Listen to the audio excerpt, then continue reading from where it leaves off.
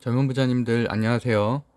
모든 재테크를 거미줄처럼 연결하고 있는 재테크 슈퍼거미 법학자 훈윤입니다. 오늘은 2021년 6월 2일 화요일 새벽 3시 45분 시작합니다. 오늘의 목차는 주요 지표 체크 후에 어제 한국 증시가 상승했었던 이유죠. 월요일에 발표된 5월 수출 동향 리포트를 살펴보겠습니다. 다음으로 MTS로 국내 증시를 살펴보면서 강세 섹터를 체크하고 어제 스펙 관련주가 급등 후에 급락이 있었죠. 스펙주 하락 이후 분석과 함께 앞으로의 국내 스펙주 전망도 간단하게 해보겠습니다. 일단 주요 지표인 국채금리, 환율, 수급, 가상화폐 추세를 보겠습니다. 일단 어제 6월 1일자의 확진자 수는 459명으로 3일간 400명대를 유지하고 있습니다. 이렇게 확진자 수가 줄고 백신 여건이 도입되게 되면 현재 강세 섹터인 콘택트주도 그 위치를 견고히 할 수 있겠죠. 오늘의 주요 증시를 살펴보면 코스피는 0.56% 상승한 3221로 마감해 전고점까지는 2% 정도 남았습니다. 코스닥은 0.29% 상승한 984포인트입니다. 다우존스는 상승 출발했고 특히 철강주, 전기차, 스타트업 섹터가 강세를 보이고 있고 나스닥은 보합세 정도입니다.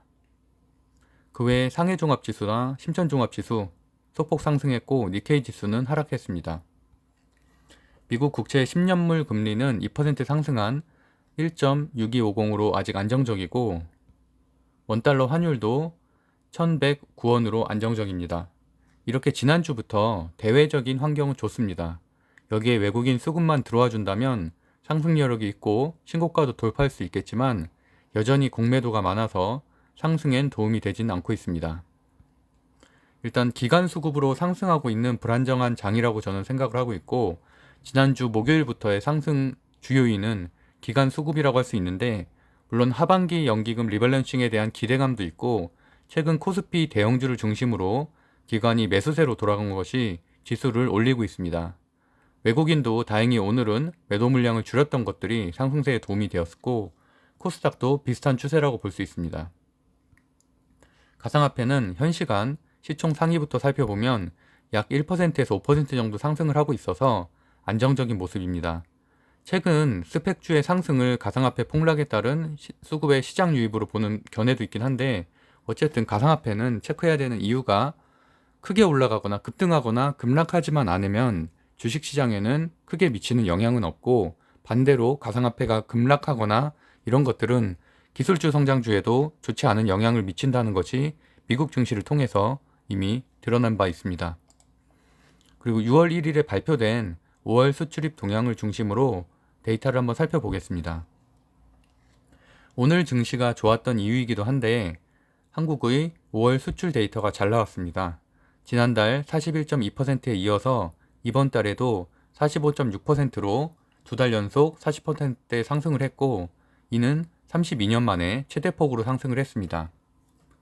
전년 동기에 비해서 45.6% 증가했고 5월 역대치 중 최고인데 역시 수출 1위 품목은 반도체였고 자동차, 석유화학, 철강 모두 호조를 보였습니다. 5월 수출은 작년 11월부터 7개월 연속 증가세이고 3개월 연속 500달러를 돌파했습니다. 이런 것들은 당연히 외국인 수급에도 긍정적인 영향이죠. 수출입 데이터에 대한 어제자 증권사 리포트를 보겠습니다. 신한금융투자의 리포트고요. 수출국을 살펴보면 백신의 조기 투여로 빠른 경기 회복세를 보이고 있는 미국이 25.9%, 유럽이 23.1%, 중국이 31%를 비롯해서 최근엔 아세안도 한 25.9%까지 올라왔고 일본은 1.7%로 아직은 적지만 늘고 있는 추세입니다. 아직은 확진자 수가 많은 인도와 중동 지역까지 회복이 된다면 이 수출 상승 여력은 조금 더 커질 수 있을 것으로 예상이 되고요. 분목별 동향을 살펴봐야 되는 이유는 섹터별로 2분기 실적이 반영되기 때문입니다. 이렇게 5월 수출 실적이 좋은 데이터는 당연히 4월부터 6월 2분기 매출도 잘 나오겠죠.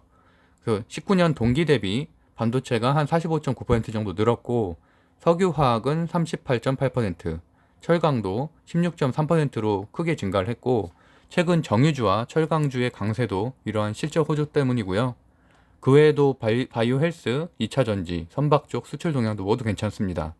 다만 작년 하반기로 가면 갈수록 확진자 수도 줄었고 시장도 적응을 하면서 수출이 늘었기 때문에 전체적으로 가지는 전년 대비의 기저 효과는 조금씩 줄고 있다는 부분도 아셔야 될 것 같습니다. 다음으로 각국 수출입 동향도 한번 살펴보시고요. 5월이 확실히 전기 대비 실적이 좋았고 이번 주 이런 증시는 아무래도 이런 여파로 인해서 긍정적인 상황이고요. 그동안 이머징 마켓 중에 왜 한국이냐 이렇게 고민하던 외국인 투자들도 이렇게 수출 데이터가 좋고 실적도 잘 나온다면 당연히 수급으로 들어올 확률이 늘어가겠죠. 다음으로 이제 자동차 섹터의 상승세에 대해서 한번 좀 살펴보면 아무래도 많은 분들이 궁금해 하시는 것들을 그 중에 하나는 삼성전자와 현대차가 언제쯤 주가가 오를까 이런 부분일 텐데요. 어제 현대차와 기아차의 판매 실적 잠정치가 발표가 되었습니다. 현대차는 전년 동기 대비 증감률이 42.7% 늘었는데 국내 판매는 줄고 해외는 늘었습니다. 기아는 전년 동기 대비해서 49% 늘었고 해외가 74% 늘은 반면에 국내는 4% 정도 줄었습니다. 다음으로 신용증권의 6월 2일자 증권사 리포트를 살펴보겠는데요. 이런 현대차, 기아차의 5월 판매에 대해서 좀 레포트를 냈는데 어쨌든 결론적으로 보면 내수 판매는 전년 대비 감소했지만 북미나 인도에서 해외 판매가 늘어서 실적을 보였다는 내용이고요. 내수 판매는 2개월 연속 마이너스이고 해외 판매는 중국을 제외하곤 대부분 지역에선 반등할 것으로 추정을 하고 있습니다. 이런 자세한 그래프들도 필요하신 분들은 한번 살펴보시면 될 것 같고요. 마지막으로 MTS 시황 분석을 통해서 어제의 강세 섹터를 한번 살펴보고 이번 주에는 어떤 종목이 강할지 또 어떤 곳에 투자하는 것이 좋을지를 한번 살펴보겠습니다. 우선 그 스펙주에 대한 얘기를 좀 간단하게 드리려고 하는데요. 어제 사실 제가 새벽에 방송으로 국내 시황 분석과 함께 이렇게 스펙주들을 설명을 했었고 제가 어저께 이게 썼던 장표인데 스펙주들이 과열되고 있음에 대해서 좀 주의를 당부드렸고 이렇게 폭탄 돌리기라는 표현을 제가 썼죠. 이게 어저께 썼던 장표죠. 그래서 욕심 부리면 큰 손실, 욕심을 버리면 용돈 정도 벌 수 있다라고 접근하는 것이 좋다는 말씀 드렸었는데 저는 어쨌든 그동안은 테마주는 거의 다루지 않았고 뭐 다루더라도 두나무 관련주인 하나투자증권처럼 기본적으로 뭐 실적과 펀더멘털이 좋은 기업이면서 가상화폐 같은 이런 뭐 논리관계가 명확한 뭐 테마주만을 설명을 드렸었거든요. 뭐 그동안 쿠팡 관련주, 마켓컬리 관련주 같은 곳들도 같은 이유로 설명을 드렸었고요. 하지만 최근에 성장주와 가치주 혼조세로 보유 주식이 하락하는 경우가 많고 또 조정장일수록 이렇게 대선주나 테마주가 강하다는 추세도 있기 때문에 지난주부터 가장 강한 섹터인 스펙주를 어저께 소개를 했었죠. 그리고 일반적으로 주식 투자란 기업의 재무제표와 같은 펀더멘털이나 수주, 협업과 같은 재료, 그다음 차트 이 세 가지를 다 보면서 투자를 해야 되는데 사실 가상화폐도 어저께 제가 보여드렸지만 가상화폐 투자는 차트, 수급만으로 투자하는 방식이잖아요. 근데 현재의 스펙주가 딱 그렇다는 말씀도 드렸었죠. 그래서 합병 기업의 가치보다는 그게 원래 본 취지지만 그거보다는 정말 수급에 따른 순환매로만으로 상승을 하고 있기 때문에 차트만 보고 뭐 단기 매매로 가상화폐처럼 대응을 하면 말 그대로 용돈 정도 벌 수 있기 때문에 제가 소개를 드렸고 변동성에 실시간 대응하기 힘든 입문자들은 하지 말라고도 말씀드렸었습니다. 제가 이렇게 왜 말씀을 좀 길게 드리냐면 어쨌든 장초에는 분명히 폭등을 했지만 이따가 좀 이따 설명드린 것처럼 10시 이후에 폭락을 했거든요. 그래서 혹시라도 좀 그런 부분에 피해를 입으신 분이 있으면은 좀 어떻게 보면 저도 마음이 굉장히 안타깝고 그래서 하여튼간 어떻게 보면은 사실 안 들어간 분이 다행히 제 댓글 남기신 분들 중에서는 뭐 들어간 분이 한 분도 없긴 했었지만 어쨌든 뭐 방송을 듣는 분들 중에서도 혹시라도 좀 어저께 그 스펙주의 전망이나 이런 것들을 보고서 좀 이렇게 폭등하면은 나도 좀 재미를 볼 수 있지 않을까라고 생각해서 좀 그런 분들이 있으면 좀 안타까운 마음도 뭐 함께 전하면서 그런 말씀 좀 드렸었고요. 어쨌든 뭐 이렇게 작고 위험한 주식에 관심 없는 분들은 어쨌든 2분기, 3분기 실적이 호전되는 기존의 기술주 이런 대형주들에 투자를 하고 2달 정도 기다리면 당연히 그때부터 수익이 나기 때문에 뭐 특히나 뭐 조선주, 철강주 가진 분들은 다 뭐 괜찮죠. 좋은 기업들이니까. 근데 어쨌든 그냥 이런 시장에 뭐 스펙주라든지 테마주라든지 이런 부분도 있구나 정도로 이해하시면 될 것 같습니다. 생각보다 이제 결과가 굉장히 참담했는데 앞서 제가 폭탄 돌리기라 말씀을 드렸었잖아요. 근데 오늘 10시 15분에 그 폭탄이 터졌습니다. 그래서 제가 유튜브에도 쇼츠로 그 영상을 올리기도 했었는데 어쨌든 이렇게 장초에는 급등을 했습니다. 한번 보실래요? 스펙주라고 제가 어저께 보여드렸던 거 그대로인데 제가 이것을 왼쪽 위에 보면은 10시 5분이라고 써있죠. 그때 제가 캡처를 한 거였어요. 적게는 5%, 많게는 30%까지 이렇게 한 섹터의 모든 주식들이 다 빨간색인 거를 본 적이 있으신가요? 여기 이렇게 검은색으로 되어 있는 거는 현재 정지 중인 곳들이고 나머지는 그만큼 다 올랐다는 거죠. 진짜 뭐 29%막 8% 10% 이렇게 우습게 올랐어요. 근데 위에 시간을 다시 한번 살펴보시면은 10시 33분이죠.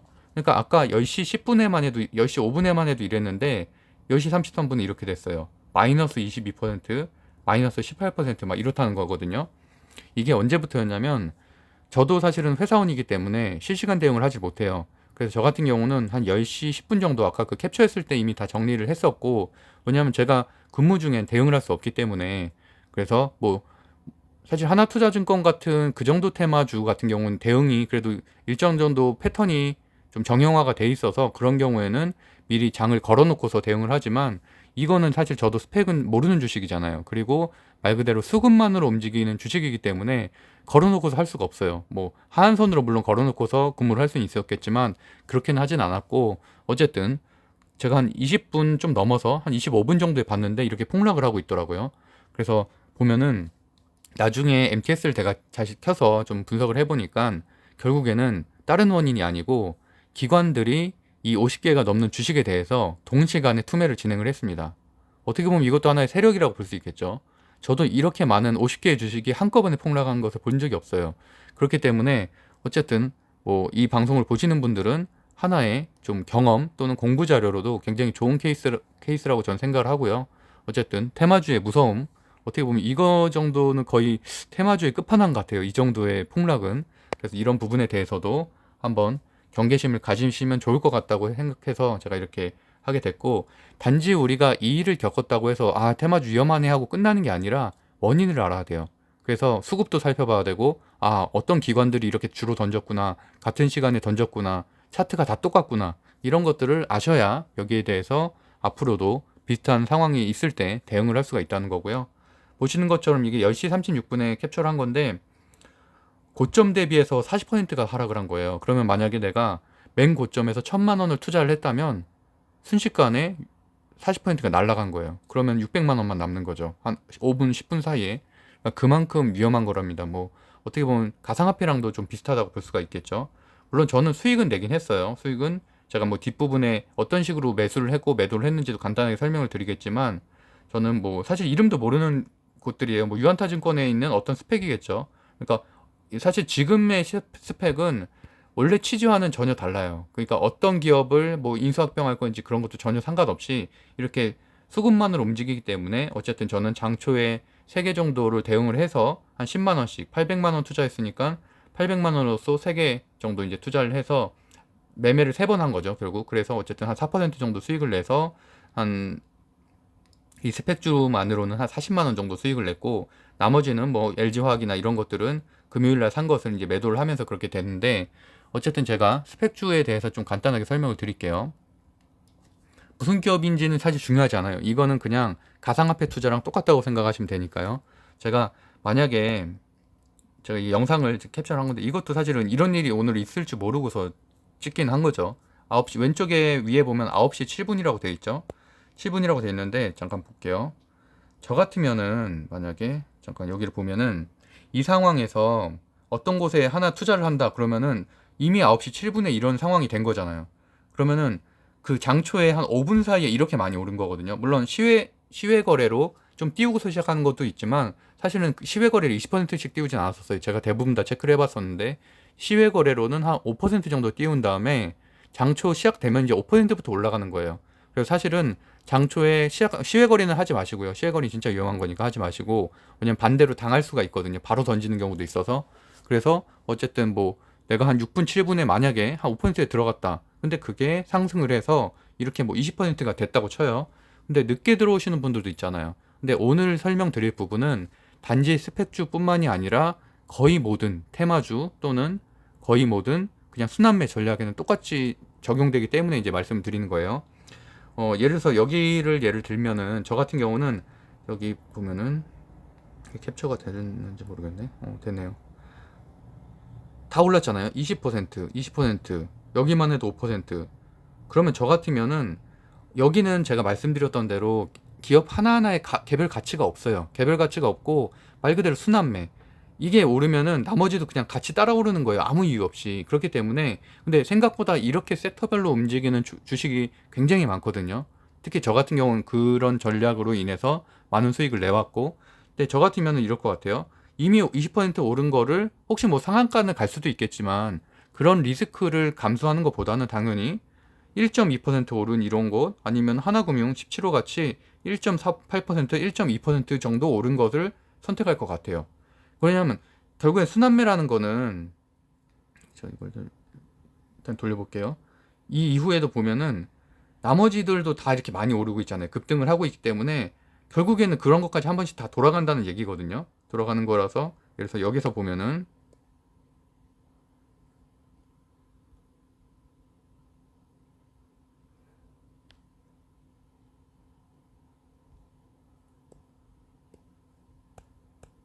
제가 아까 그 머스트팩인가 하여튼 그것도 제가 단타를 했었고, 그 다음에 제가 노렸던 거는 이 섹터였었는데, 이 중에서는 여기는 보면은 거의 비슷하잖아요. 2%에서 한 6%, 한 6%까지 이제 비슷한데, 그럼 이 중에서는 어떤 거를 골랐겠냐라고 보시면은, 그러면 이 그래프를 보는 거예요. 그래프. 이 뭐 양봉에 대해서는 어떻게 보면 이런 캔들에 대해서는 제가 언제 한번 시간이 나면은 이 부분에 대해서도 초보자분들을 위해서 좀 강의를 하고 싶은데, 일단 단순히만 생각을 하면 이렇게 파란색 음봉 같은 경우는 일단은 이거 같은 경우는 밑에 꼬리를 달고 있으니까 그나마 좀 힘이 있는 건데 6%나 올랐죠. 6%나 올라갔으니까 조금 일단은 부담스럽고, 그나마 저 같으면 노린다면은 1% 오른 이거나 한 2% 오른 이거 정도 노릴 것 같아요. 근데 파란색 음봉이라는 거는 말 그대로 상승했다가 쭉 빠진 거잖아요. 그래서 2%란 얘기고, 반대로 유안타 6호 같은 경우는 아래에서부터 시작해서 마이너스부터 시작해서 올라가서 1.58%인 거예요. 그러면은 차트에 대해서 조금이라도 공부를 하신 분들은 윗꼬리 아랫꼬리는 개념을 이해하시잖아요. 그러면 유한테 6호 같은 경우는 현재 아랫꼬리가 달렸고 1%밖에 안 올랐기 때문에 이거를 사는 게 여기에선 가장 합리적인 선택이라는 거죠. 최소한 이 장표에서는 저는 그런 방식으로 이용을 해서 어쨌든 그렇게 결과를 낸 거고, 그래서 보시면은 아까 좀 전에 설명드린 대로 하나머스트 6호에서 한 1.7%, 그러니까 저는 한 5분 정도 만에 이렇게 수익을 낸 거죠.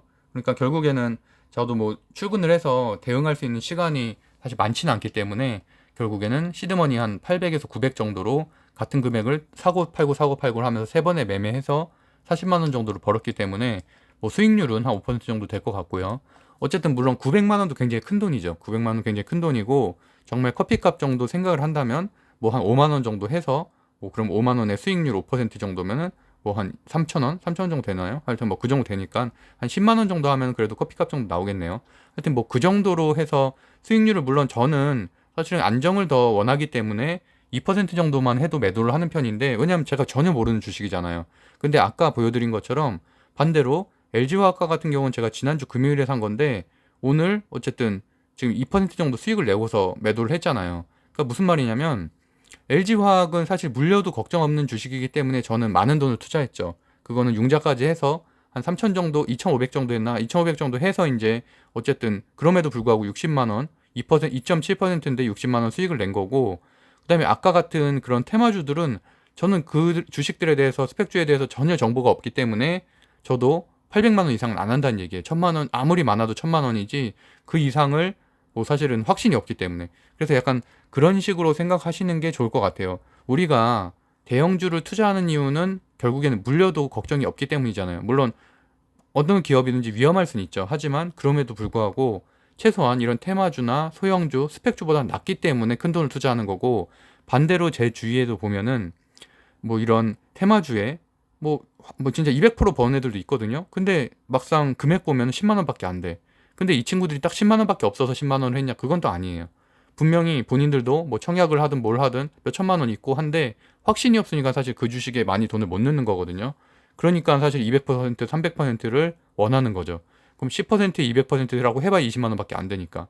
근데 반대로 얘기하면 내가 정말 안정적인 주식, 내가 믿을 수 있는 주식, 앞으로 성장할 대형주에다 넣었었다면, 뭐 아까 말한 대로 지난주에 폭락했었던 LG화학과 같은 경우는 펀더멘탈은 변함이 없잖아요. 그렇기 때문에 그런 곳은 1,000만 원 넣을 수 있다는 얘기죠. 1,000만 원 넣어서 그러면은 마찬가지로 뭐 5% 오르면은 50만 원이나 얻는 거니까 아까 말한 대로 뭐 소형주에 10만 원 넣어서 3배, 4배 가는 거를 바라는 것보다는 당연히 훨씬 더 합리적인 선택이라고 볼 수가 있겠죠. 어떻게 보면 더 안전할 수도 있는 거고. 왜냐면 10만 원 마저도 잃을 수가 있으니까 폭락을 해서.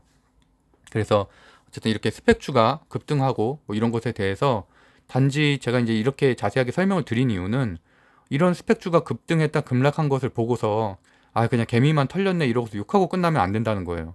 그 원인을 알아야지 앞으로 유사한 일에도 대응을 할 수 있기 때문에 제가 이제 방송을 하는 거고. 일단 차트를 잠깐 볼게요. 일단 미국 증시 먼저 간단하게 살펴보고 가면 지금 4시 6분이고요.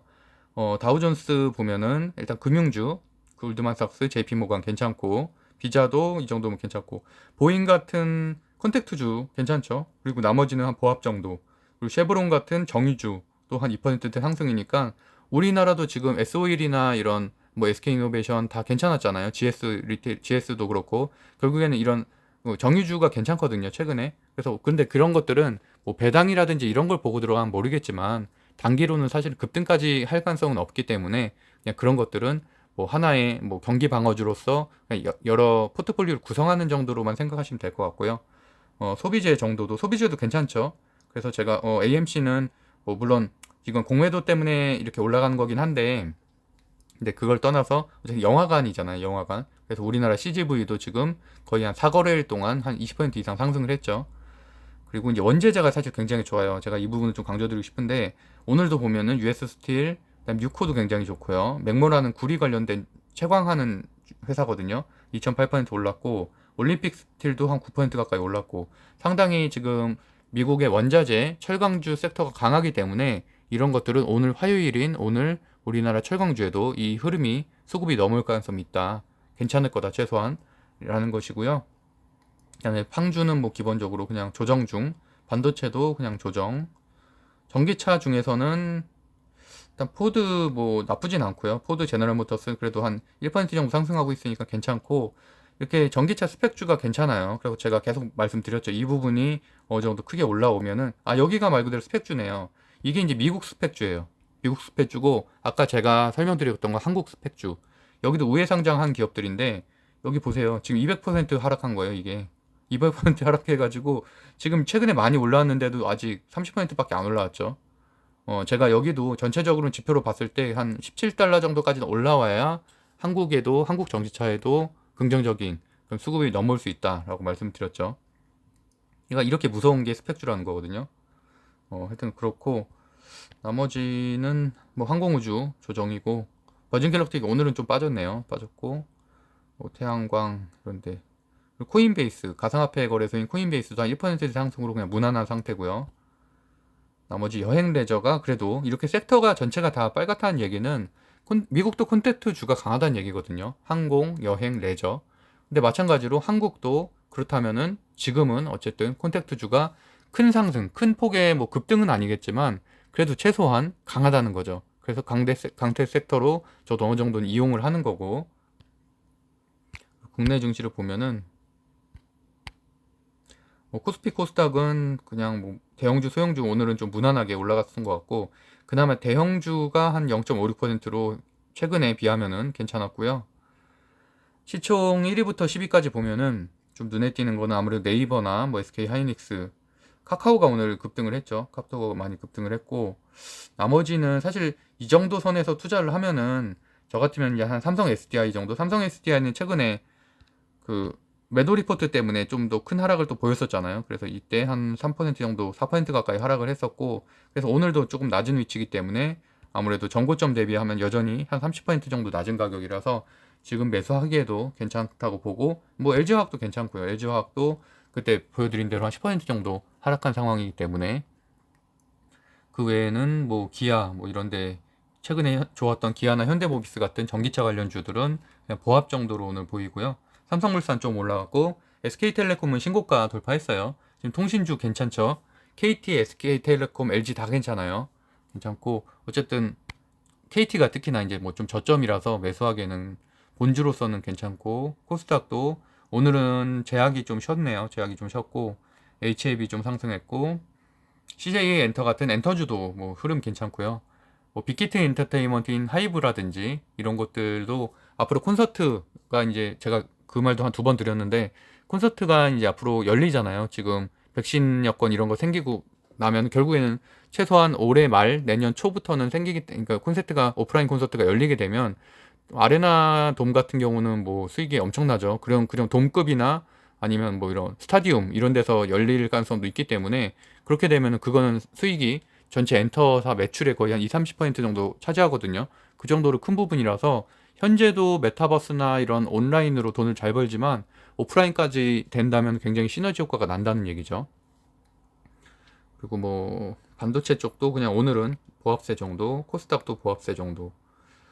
전기차 관련해서도 오늘은 그냥 무난한 정도. 전장이 그나마 현대위아나 모비스가 최근에 좀 좋았고 오늘은 삼성전지 모두 이것도 결국엔 순환매라고 볼 수가 있죠. 현대위아가 최근에 좋았잖아요. 최근에 상승세가 좀 있었는데 비해서 삼성전기가 좀 못 올랐거든요. 같은 전장이지만 그래서 이제 오늘은 한 이틀 쉬었잖아요. 현대위아 올라갈 때 쉬었고 오늘 올라간 거예요. 이런 것들을 보통 순환매라고 표현할 수 있습니다. 전기차 소재도 보합, 2차전지도 보합, 로봇도 보합. 항공우주가 오늘 좀 괜찮았어요. 그래서 제가 추천했었던 하나시스템도 제가 사실 이때까지 떨어진 거에 대한 이유도 말씀드렸었는데 유상증자 기준일이 있대요. 기준 가격이 이때기 때문에 경영권 승계 이슈도 있고 해서 이때 가격이 낮을수록 사실 경영권 그 승계하기에 좋죠. 왜냐하면 많은 금액들을 좀 절약할 수가 있기 때문에 그러니까 어느 정도 그런 것들의 대비도 필요하기 때문에 유상증자는 뭐 기본적으로 가격이 낮은 것을 기업 측에서는 좀 원하고요. 그 이후에 당연히 상승하는 걸 원하죠. 그리고 이제 오늘은 그런 것들이 리스크가 해소됐기 때문에 4%대 상승이 있었고 그 외에 건설도 뭐 개별적으로 현대중공업지주는 사실 조선 때문에 오늘은 오른 거고 건설자재도 보합, 철강 보합. 철강이 그래도 오늘 아까 말씀드린 대로 미국 철강주가 괜찮기 때문에 괜찮을 가능성이 있다. NIST 뭐 이런 스틸주도 순환매로서 좋은 거죠. 그래서 괜찮았었고 그다음에 풍산 구리 관련주인 풍산, LS 이런들도 보합. 조선이 오늘 좋았는데 좋았던 이유는 대우조선이랑 그 현대미포에서 공시가 있었죠. 단일 판매. 이것 때문에 오른 거죠. LNG 운반석 한 척. 그래서 어쨌든 그런 것들 수주에 대한 것들이 좀 수급으로 좀 들어오면서 그리고 기대감도 있잖아요. 지금 현대중공업 지주 그러니까 결국에는 한국조선해양, 대우조선해양이 현대미포조선까지 합병에 대한 그런 기대감이 있기 때문에 아직은 유럽 승인이 나진 않았지만 이제 그런 것들이 나게 되면 당연히 큰 상승이 더 있겠죠. 그래서 뭐 M&A를 받는 A 입장인 대우조선해양이 더더욱 많이 오른 것이고 저 같은 경우도 이제 보유를 하고 있는데 대우조선해양 같은 경우는 변동성이 좀 큰 편이에요. 그래서 같이 움직이지만 어쨌든 변동성이 큰 편이어서 그런 것들을 또 잘 활용하면은 더 수익을 낼 수가 있다는 거고 오늘 두나무 관련주가 좋았죠. 그래서 제가 어저께도 이걸 월요일 날 추천드렸었고 월요일 새벽에 하나투자증권 수급상 보면 분명히 상승할 거라고 말씀드렸는데 큰 상승이 있었습니다. 큰 상승이 있었고 여전히 수급 살아 있어요. 투자자 보면은 지금 외국인 수급 조금 나가긴 했는데 제가 항상 100만 주 정도 모이면은 한번 터진다고 했었죠. 지금 여기서 한번 싹 나갔고 그러면은 한 50만 주. 그래서 여기서 또 나갔으니까 좀 한동안 조정 겪고 나서 다시 수급 올리면은 프로그램 매매로서 다시 한번 띄울 거예요. 그래서 그런 것들도 한번 보시면 되고 여기는 뭐 비단 두나무 관련주뿐만이 아니라 오늘은 사실은 그 토스 때문에 올랐잖아요. 토스증권, 네, 토스증권이래. 그 토스 상장 움직임 때문에 이제 그거와 또 그 지분도 가지고 있기 때문에 올랐는데 그렇기 때문에 사실 오늘은 우리기술 투자나 이런 건 장초에는 같이 좀 움직이다가 결국에는 자기네 때문에 오른 게 아니니까 두나무 때문에 오른 게 아니어서 우리기술 투자나 이런 뭐 에이티너 인베스트는 빠지고 나머지 이제 하나투자증권 딱 밀접 관련된 곳들만 두 군데만 올랐고요. 나머지 뭐 메타버스도 쉬어갔고 가상화폐 CDBC도 쉬어갔고 저는 오늘 K사인 같은 경우 매수를 했어요. 왜냐면 가상화폐도 아직 재료가 끝난 게 아니니까 분명히 상승할 가능성이 있다고 생각해서 했고, 코토스 관련주 아까 제가 좀 전에 설명드렸던 이 세 곳이 많이 올랐죠. 그래서 이 한국전자인증 같은 경우도 공시를 제가 확인하니까 그 보유를 하고 있더라고요. 그래서 이런 것들이 물론 기사화가 되긴 하는데 기사만 믿어서 테마주를 분류하면 안 되고, 반드시 지분 관계에 있는 곳들은 지분이 몇 퍼센트인지를 그 감사 자료를 통해서 다트에 들어가서 공시자를 보고서 판단을 하셔야 됩니다. 그게 정확하지, 기자들도 잘 몰라요. 몇 퍼센트 가지고 있는지. 그냥 기사들을 그냥 베껴서 쓰는 경우도 많기 때문에 좀 잘못된 정보들도 있고 해서 꼭 체크하는 습관을 가지셔야 되고요. 원전 관련주가 최근에 굉장히 좋았고, 두산중공업 많이 올랐지만 지금 이틀째 조정이고, 대한전선도 오늘은 조정이고요. 두산그룹 다 같은 방향으로. 그러니까 결국엔 두산중공업이 최근에 좋아서 두산그룹 전체가 좋았는데, 오늘은 말 그대로 두산중공업이 안 좋기 때문에 여기도 그만큼 이제 채워간다고 볼 수가 있겠죠. 이렇게 많이 올랐을 동안에는 두산그룹주 전체가 다 괜찮았거든요. 그래서 어쨌든 제가 어저께 추천했었던 그 하나투자증권, 하나시스템, 대우조선해양 모두 오늘 큰 폭으로 상승을 했고, KMW는 추천은 안 드렸었는데 저도 이제 5G 관련해서 아무래도 KMW가 좀 저점이라서 보고는 있습니다.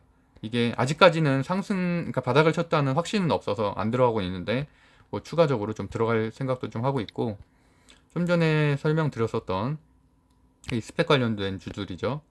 보시면은 5분틱으로 보면 하이유코를 예를 들게요. 오늘 장초에 이렇게 상승을 했다가 이렇게 쭉 빠진 거죠. 완전히 폭락을 하는 거죠. 폭락. 이 패턴이 다 똑같아요. 지금 여기도 보면은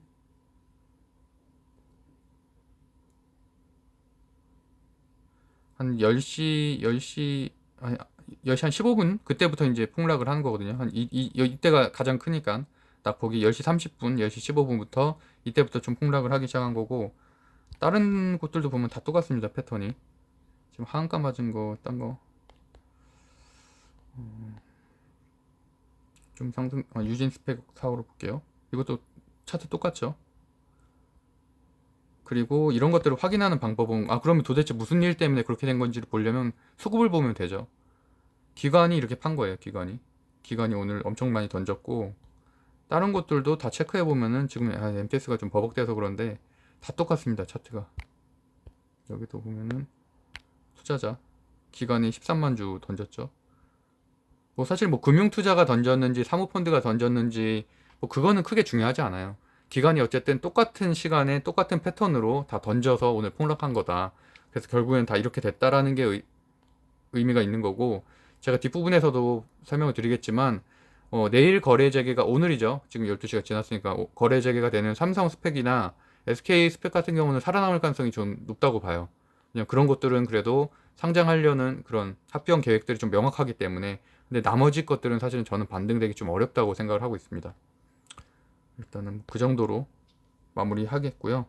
오늘 그 이준석 관련주도 제가 어저께 설명드렸었던 3번 산업도 상승을 했죠.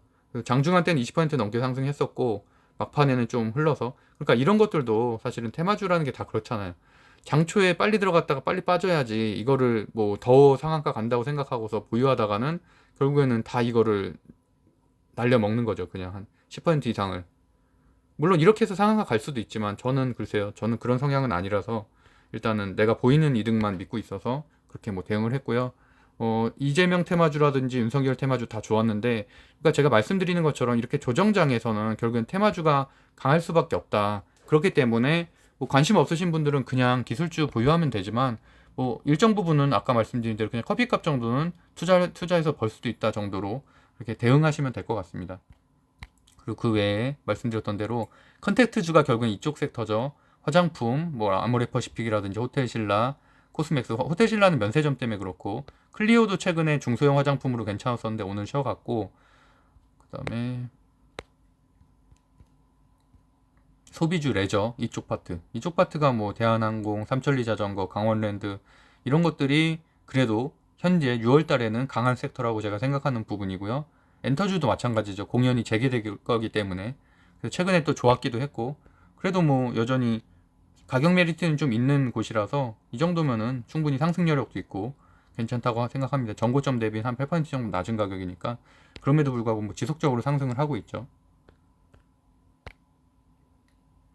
그리고 여행주는 사실 저는 이제 뭐 대한항공이나 이 아시아나항공보다는 차라리 모두투어나 하나투어 같은 그런 여행주 쪽을 좀 보고 있고요. 이런 데도 다 순환매는 돌았어요. 오늘도 그래서 세중이나 아티스까지 이렇게 중소형주까지 다 돌았고, 참 좋은 여행 같은 데도 순환매로 다 돌았죠. 돌아서 이렇게 큰 상승이 있었죠. 17%나 상승을 했고, 그 전날인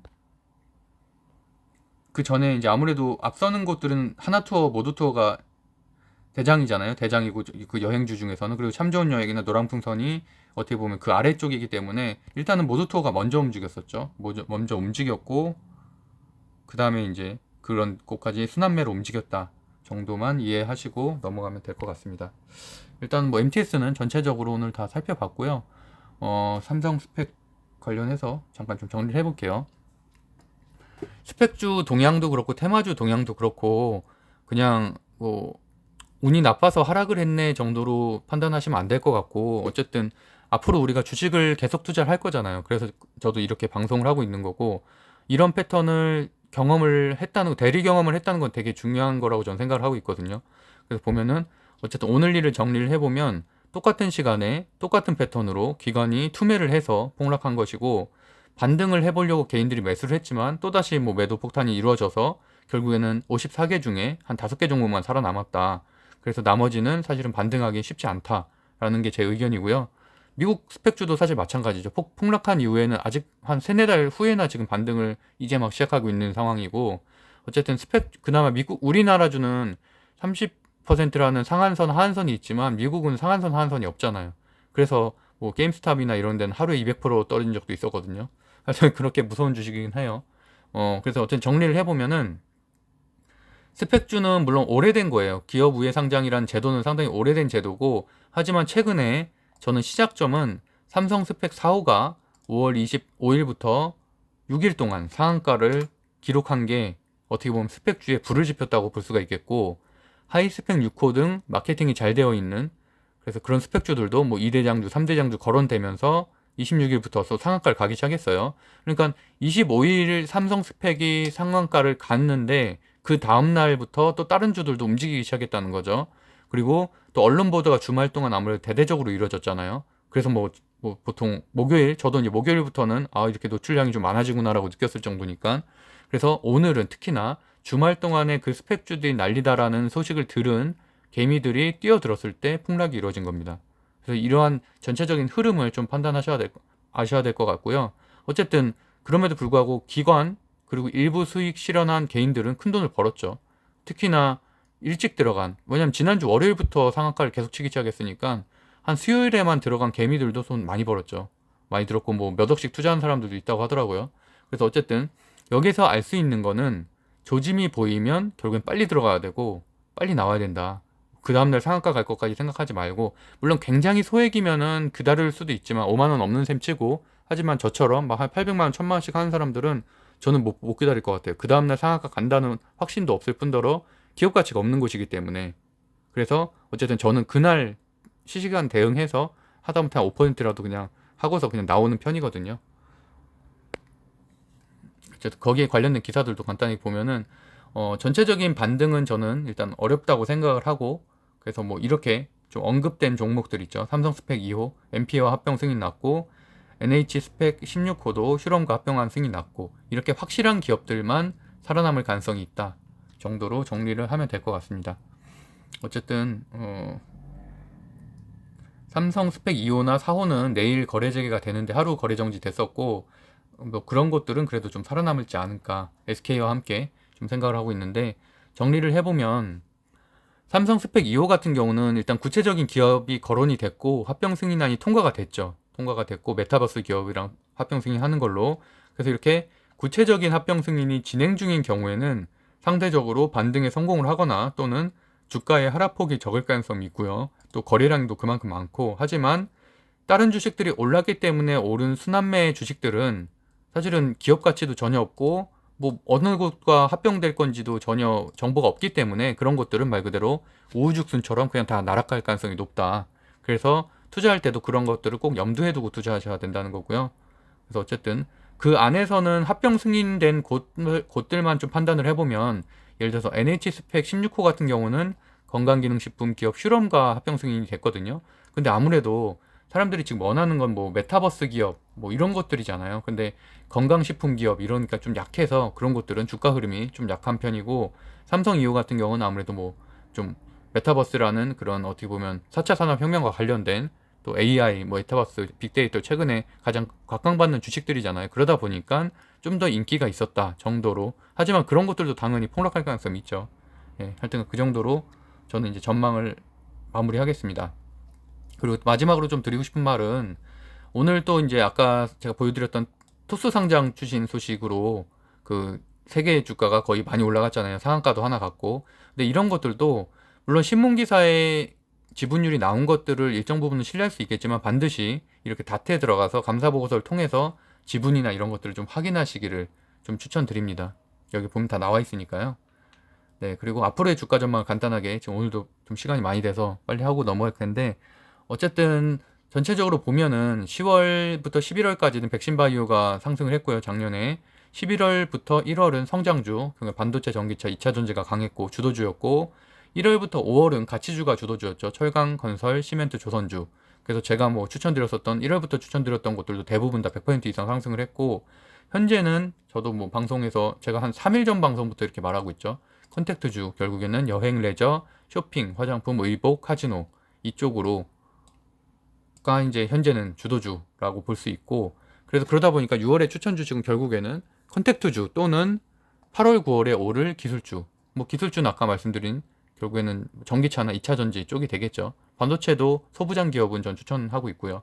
어쨌든 그 시점은 미국 질병관리센터 CDC가 백신 접종자 마스크 해제 권고를 했잖아요. 그 이후에 미국 증시에서도 해당 섹터가 강세이고, 특히나 백신 여건이 시행되면은 당연히 더 강세를 하겠죠. 그리고 오늘 그 뉴스 하나 나온 것 중에서 좀 읽을 만한 게 있어서 제가 하나 가져왔는데, 이은택 연구원이라고 KB증권 연구원이 기술주 주도로 섹터로 갈 수도 있다는 얘기를 했거든요. 왜냐면 OECD 전망치나 이런 것들이 상당히 긍정적으로 나와서 결국에는 백신 접종 속도도 빠르고, 그다음에 한국 경제 전망치도 이번에 상향 조정됐죠. 3.8%로.